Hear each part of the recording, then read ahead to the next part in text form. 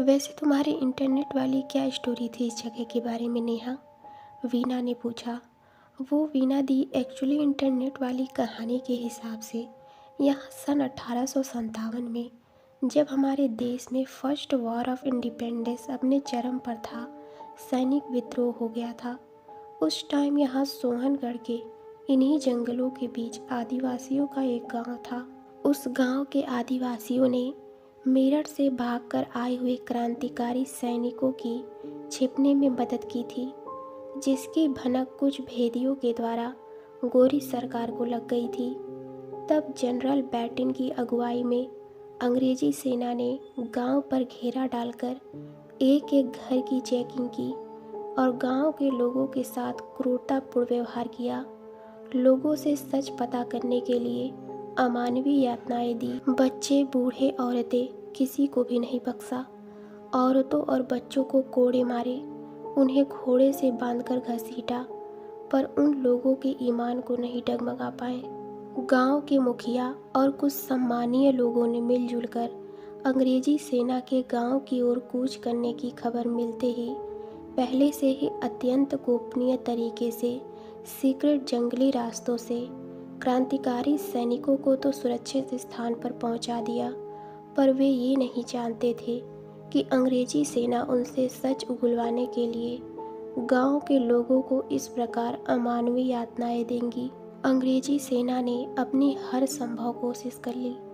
गांव के बीचों बीच बांधकर मुखिया को गोलियों से भून दिया, फिर भी गांव के लोग टस से मस नहीं हुए। तब जनरल बैटिन ने क्रूरता और अमानवीयता की सारी हदें पार कर दी। उसने रात में पूरे गांव में आग लगा दी, जिससे अपने घरों में सोते हुए गांव के सभी लोग जिंदा जल गए। बताया जाता है कि जब ये घटना हुई तब इस गांव की आबादी लगभग 250 से ज़्यादा की थी। मतलब उस रात 250 से ज़्यादा लोग और उनके पशु उस सनकी जनरल की क्रूरता की भेंट चढ़ गए। कहा जाता है कि उस दिन के बाद यहाँ सब कुछ वीरान हो गया। आज भी लोगों का मानना है कि उस गांव के अवशेष अब भी इन जंगलों के बीचों बीच कहीं मौजूद हैं। कुछ लोगों का तो ये भी दावा है कि उन्होंने एक साथ कई लोगों के चीखने, पुकारने और रोने की आवाज़ें सुनी है। 1857 में उस काले दिन के बाद फिर कभी कोई यहाँ नहीं बस पाया। लोगों का मानना है आज भी यहाँ उन आदिवासी लोगों की अतृप्त रूहें भटकती हैं।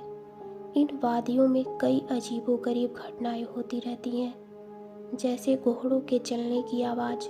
और सबसे बड़ी और अहम बात, इन घाटियों में आवाज़ गूंजकर कभी रिवर्स नहीं आती, जैसा आमतौर पर हर घाटी में होता है। नेहा ने सबको उस जगह का इतिहास और वर्तमान बताया। स्ट्रेंज, कितना क्रूर होगा वो जनरल बैटिन बेचारे गांव के इनोसेंट लोगों को। और इससे आगे सोनल कुछ बोल ही नहीं पाई। यू आर राइट सोनल दी, वीना ने कहा।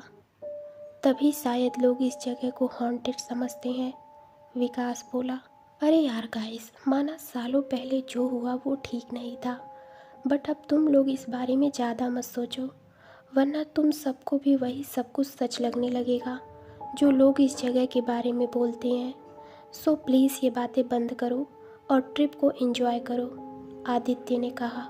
यस आदि भाई इज़ राइट, बिकॉज इन चीज़ों के बारे में हम जितना ज़्यादा सोचते हैं, चीज़ें और ज़्यादा डरावनी और भयानक हो जाती हैं। आदि की बातों में सहमति जताते हुए समीर बोला, और वे सब नॉर्मल होकर फिर से मौज मस्ती करते हुए ट्रिप को एंजॉय करने में लग गए। गाड़ी तेज गति से सरपट भाग रही थी। कुछ ही देर में वे लोग रिंग पॉइंट पर पहुंच गए। Wow, it's very amazing and wonderful यार, सो नाइस। बहुत ज़्यादा एक्साइटेड होते हुए वीना बोली। हाँ यार Veena, it is so beautiful, Sonal बोली। वैसे तुम्हें कैसा लगा ये व्यू आदि? सोनल ने आदि से पूछा। वंडरफुल सोनल दी, आदि बोला। सो तब तो आज की पार्टी आदि भैया की तरफ से, विकास ने आदि को छेड़ते हुए उसके कंधे पर हाथ रखते हुए कहा, और सब ठहाके मारकर हंस पड़े। फिर आदि बोला, ओके डन, बट यहाँ जंगल में तो सिर्फ एक ही पार्टी हो सकती है, कौन सी पार्टी आदि भैया? विकास ने पूछा। तो आदि ने हंसते हुए कहा, भाई इस वैली के जानवरों की पार्टी, जो वो हमारे साथ कभी भी कर सकते हैं। कहते हुए आदि ने ठहाके मारकर हंस पड़ा। हाउ फनी आदि भैया, अब क्यों डर रहे हो आप? नेहा बोली। ओहो Neha, I am just joking dear, Aadi ने नेहा से कहा। बस सब इसी तरह नॉर्मल बातें कर रहे थे। तभी वीना बोली, अरे आप सब लोग किन बातों में लगे हो? जरा इस व्यू को तो जी भर के देख लो, कितना खूबसूरत नज़ारा है। और यहाँ से नीचे देखने पर घाटी के बीचों बीच में सड़क एकदम रिंग के शेप में नज़र आ रही है, एकदम गोल राउंड। शायद इसीलिए इसे रिंग पॉइंट कहते हैं। कहते हुए उसने अपनी बात खत्म की। उसकी बात सुनकर सब उसके पास आए और नीचे देखा। Wow, it's amazing and unique view Veena, really, आदि बोला।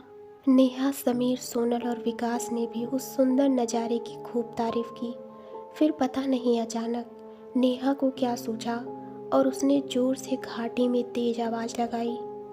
पर ये क्या, न तो आवाज़ घाटी में गूंजी और ना ही लौट कर वापस आई।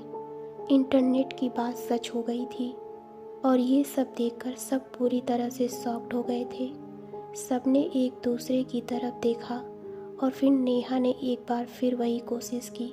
उसने दोबारा घाटी में ज़ोर से आवाज़ लगाई, पर इस बार भी न तो आवाज़ घाटी में गूंजी और ना ही रिटर्न आई। अब तो सबके मुंह सूख चुके थे।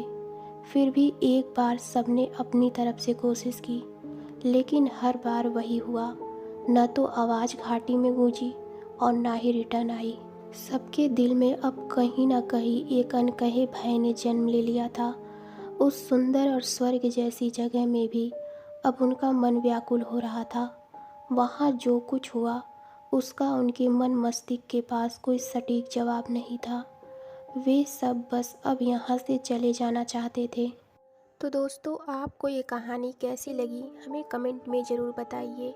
तो मिलते हैं कहानी के अगले पार्ट में। धन्यवाद।